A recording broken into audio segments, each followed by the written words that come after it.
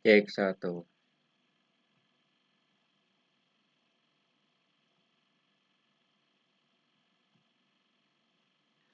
Baik, assalamualaikum warahmatullahi wabarakatuh. Salam sejahtera untuk kita semuanya. Selamat malam, mahasiswa dan mahasiswi dan Bapak dan Ibu dosen pendamping mata kuliah pengantar pajakan. Saya mengucapkan terima kasih telah hadir dalam mata kuliah hari ini. Dalam mata kuliah hari ini nanti kita akan belajar yaitu tentang pengukuhan pengusaha kena pajak. Baik, sebelum kita mulai perkuliahan hari ini kita berdoa dahulu. Semoga kita diberi kemudahan dan kelancaran Rabbal Alamin. Berdoa dimulai.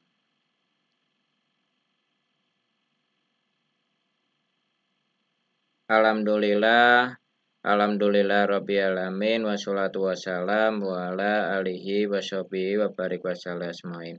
Segala puji syukur kita panjatkan kepada Gusti Allah sehingga kita bisa bertemu kembali dalam mata kuliah hari ini, mata kuliah pengantar perpajakan. Dalam mata kuliah hari ini nanti kita akan belajar yaitu tentang pengukuhan pengusaha kena pajak.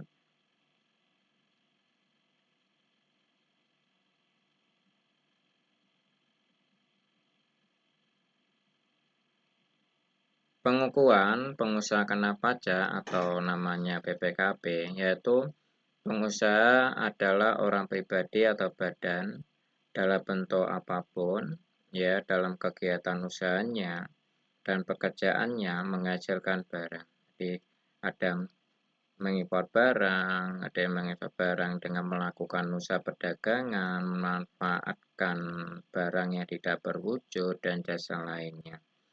Terus adanya jasa kena pajak atau PKP, jadi pengusaha yang melakukan barang kena pajak atau penyerahan jasa kena pajak yang dikenai pajak berdasarkan Undang-Undang Pajak Pertambahan Nilai tahun 84 dan perubahannya.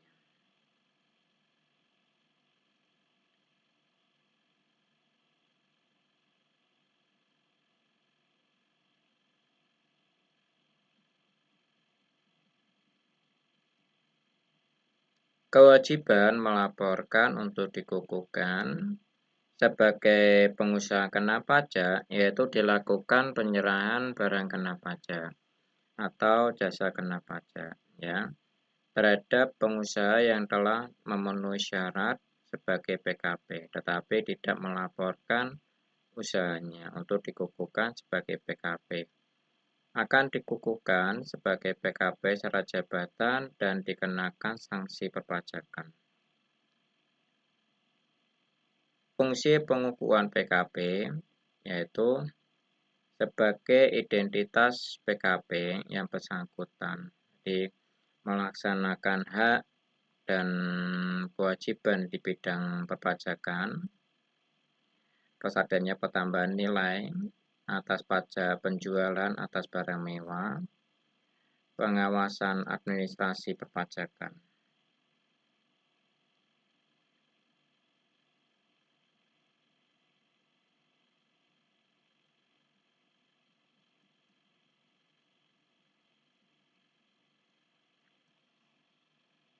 Baik, selanjutnya adalah bagi wajib pajak yang sebagaimana yang memenuhi syarat sebagai PKP itu melaporkan usahanya ke kantor pelayanan pajak yang wilayah kerjanya meliputi kegiatan usaha wajib pajak tersebut atau ke kantor pelayanan pajak sesuai dengan ketentuan peraturan undang-undangan perpajakan. Jadi dalam hal tempat tinggal, tempat kedudukan, atau tempat kegiatan usaha wajib pajak berada ada dua, yaitu wilayah kantor pelayanan pajak.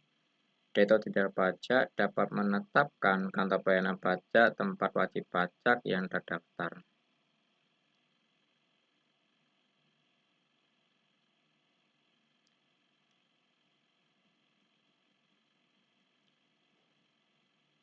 Baik, selanjutnya adalah Direktur Jenderal Pajak karena jabatan atau atas permohonan wajib pajak dapat melakukan pencabutan pengukuhan pengusaha kena pajak.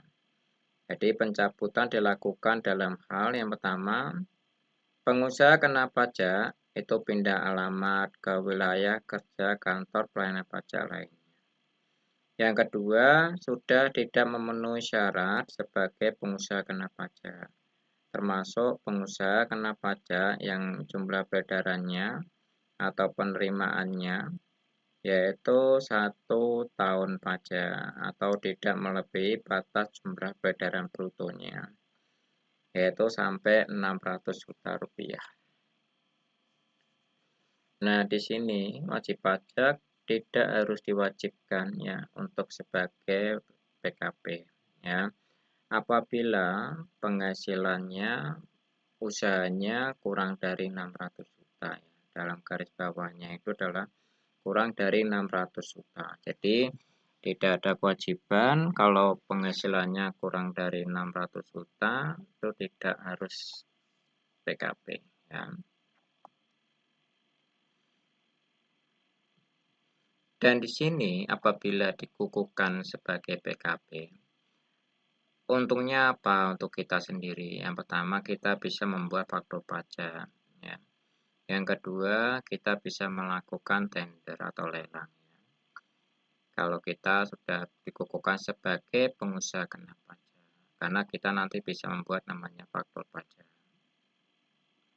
Baik, selanjutnya adalah pencabutan pengukuhan sebagai PKP.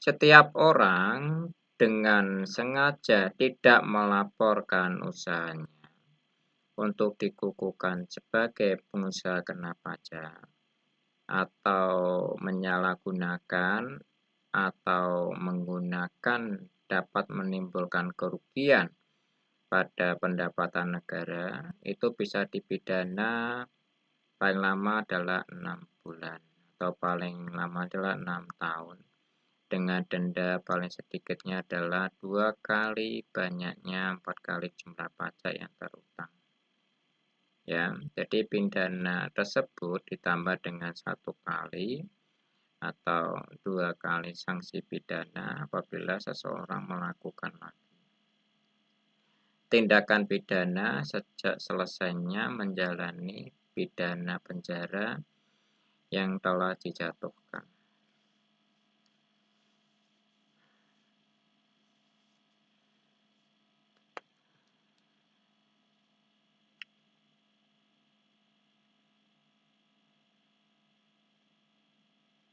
Baik, selanjutnya adalah sanksi bagi PKP ya. Yang pertama surat pemberitahuan atau namanya SPT ya. Jadi surat pemberitahuan atau SPT ini adalah surat yang wajib pajak gunakan untuk melaporkan perhitungan dan pembayaran pajak yang terhutang menurut ketentuan perundang-undangan perpajakan. Ya. Terus adanya fungsi surat pemberitahuan atau SPT ya dalam sebagai berikut yaitu sarana melaporkan ya melaksanakan dan mempertanggungjawabkan perhitungan jumlah pajak yang sebenarnya terutang. Dengan demikian di jumlah pembayaran SPT-nya merupakan penetapan pajak oleh wajib pajak itu sendiri.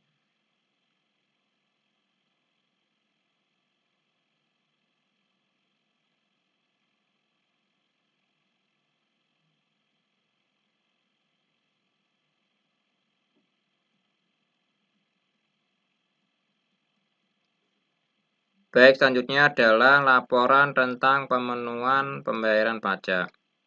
Ini telah dilaksanakan sendiri dalam 1 tahun pajak atau bagian tahun pajak. Jadi laporan pembayarannya dari pemotong atau pemungut tentang pemotongan pemungutan pajak atau orang lain. Jadi merupakan alat penelitian atas kebenaran perhitungan pajak yang terutang yang dilaporkan oleh wajib pajak ya. Terus ada prosedur penyelesaian surat pemberitahuan SPT. Jadi wajib pajak harus mengambil sendiri belangko surat pemberitahuan SPT pada kantor pelayanan pajak setempat dengan menunjukkan namanya NPWP.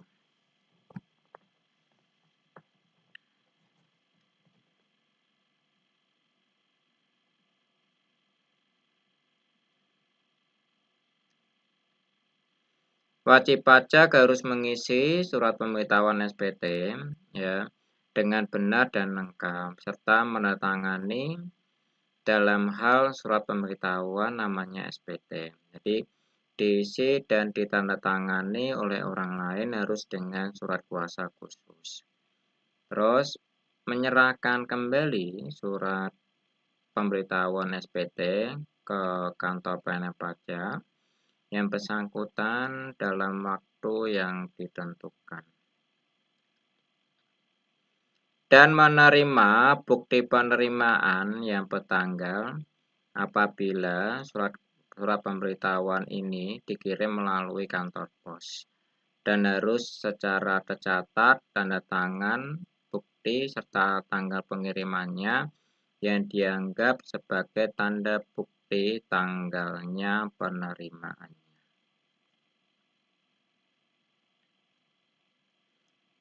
Yang ketiga, apabila diketahui terdapat kesalahan pada saat pemberitahuan SPT pembuatannya, wajib pajak dapat membetulkan sendiri dengan menyampaikan pernyataan secara tertulis. Jadi, sepanjang Direktorat Jenderal Pajak belum melakukan namanya validasi.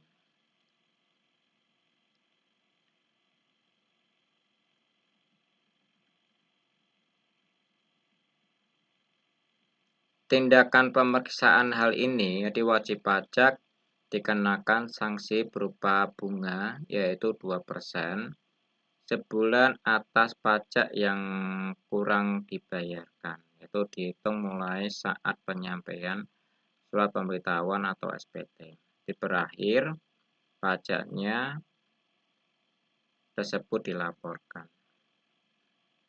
Tindakan penyelidikan ini ya dalam hal ini jadi wajib pajak dikenakan sanksi berupa denda administrasi sebesar 2 kali jumlah pajak yang dibayarkan. Jadi, ada bukti yang harus dilampirkan pada saat surat pemberitahuan SPT-nya adalah sebagai berikut. Yang pertama, untuk wajib pajak yang mengadakan pembukuan laporan keuangan berupa neraca, laporan laba rugi, ya, serta keterangan-keterangan lainnya yang diberlakukan untuk menghitung besarnya penghasilan kena pajak. Yang kedua, wajib pajak yang menggunakan norma-norma perhitungan norma akuntansi, yaitu adalah jumlah peredaran yang terjadi dalam 1 tahun pajak yang bersangkutan.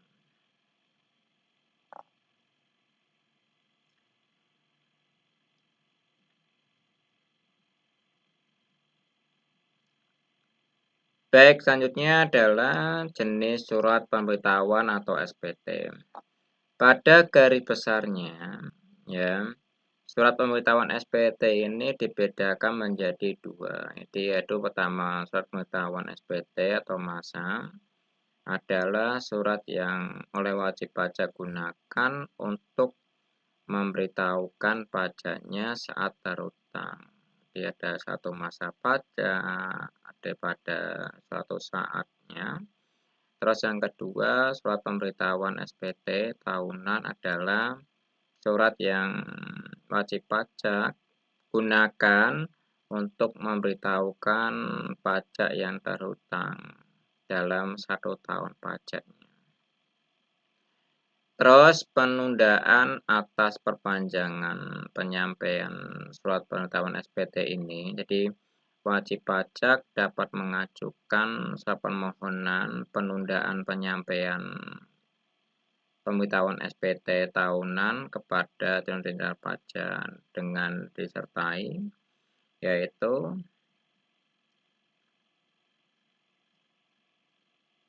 alasan-alasan penundaan penyampaian surat pemberitahuan SPT dan tahunannya. Surat pernyataan perhitungan sementara pajak yang terutang dalam satu masa pajak. Yang ketiga, pelunasan kekurangan pembayaran pajak yang terutang menurut perhitungan sementara pajak tersebut.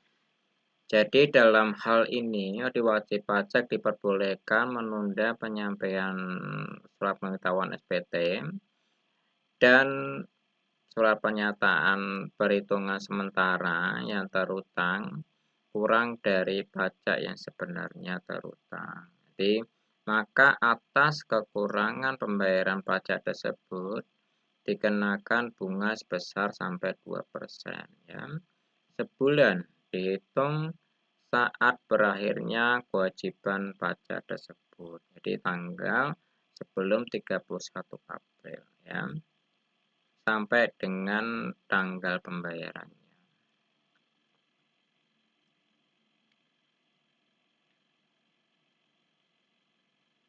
Baik, selanjutnya adalah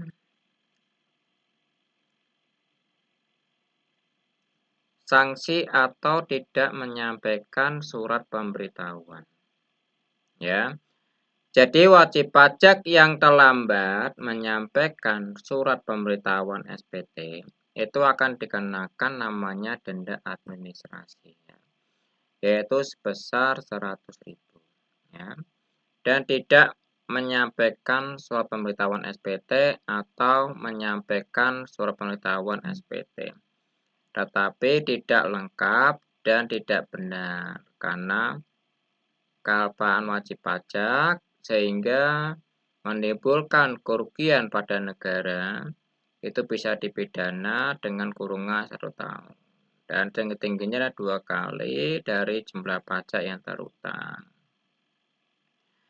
Nah, wajib pajak tidak menyampaikan surat pemberitahuan SPT atau penyampaian surat pemberitahuan SPT tetapi tidak benar atau tidak lengkap ya, sengaja tidak menimbulkan kerugian ribuan negara, itu akan dipidana ya kurang lebih 3 tahun. Jadi terutang yang kurangnya atau tidak dibayarkan ya. Baik, selanjutnya yang perlu kita ketahui cara pengisian SPT tahunan ya. Cara pengisian SPT tahunan yaitu wajib pajak yang wajib pajak mengisi SPT tahunan untuk SPT tahunan PPh wajib pajak orang pribadi adalah wajib pajak orang pribadi dalam negeri antara lain yaitu wajib pajak orang pribadi yang menerima atau memperoleh penghasilan dari kegiatan usahanya atau pekerjaan bebasnya.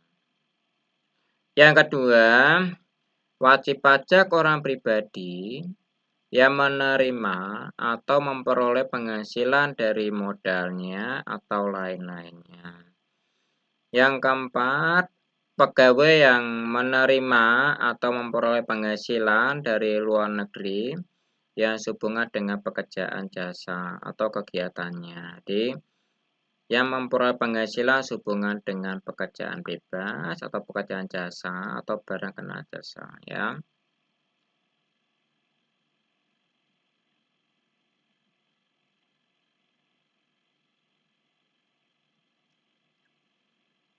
Baik, selanjutnya adalah kuasa warisan yang belum terbagi ya. Pejabat negara, pegawai negeri sipil, anggota ABRI, dan pegawai BUMN sesuai dengan keputusan Presiden nomor 33 tahun 86. Warga negara Indonesia bekerja pada perwakilan negara asing.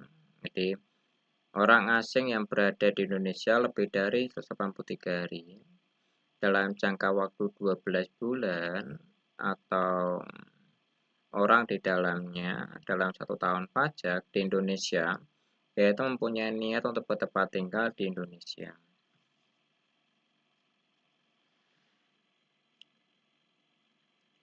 Selanjutnya adalah masing-masing suami istri yang dikenakan pajak penghasilan secara terpisah. Dalam hal ini yaitu suami istri hidup sendiri, ya hidup terpisah. Terus yang kedua dikehendaki dengan secara tertulis suami istri yang berdasarkan perjanjian pemisahan harta dan penghasilannya.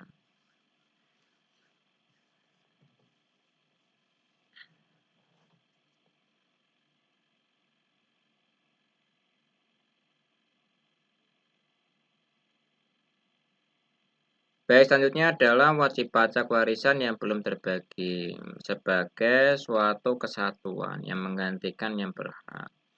Untuk SPT tahunan, PPh wajib pajak badan adalah perseroan terbatas. Ada perseroan komanditer, perseroan lainnya, BUMN, ya, persekutuan perkumpulan firma, koperasi, yayasan, ya, atau bentuk usaha tetap lainnya. Ya, lainnya adalah orang pribadi yang berstatus bertempat usaha tetap. Untuk SPT tahunan, PPh wajib pajak PPh 21 yang mengisi SPT tahunan pajak penghasilan 21 adalah pemberi kerja, yang meliputi pemberian orang pribadi atau badan, baik merupakan induknya, merupakan cabang yang tidak dikecualikan, sebagaimana pemotongan pajaknya berdasarkan keputusan Menteri Keuangan. Ya, adanya bentuk usaha tetap yang membayar gaji, upah, honorarium.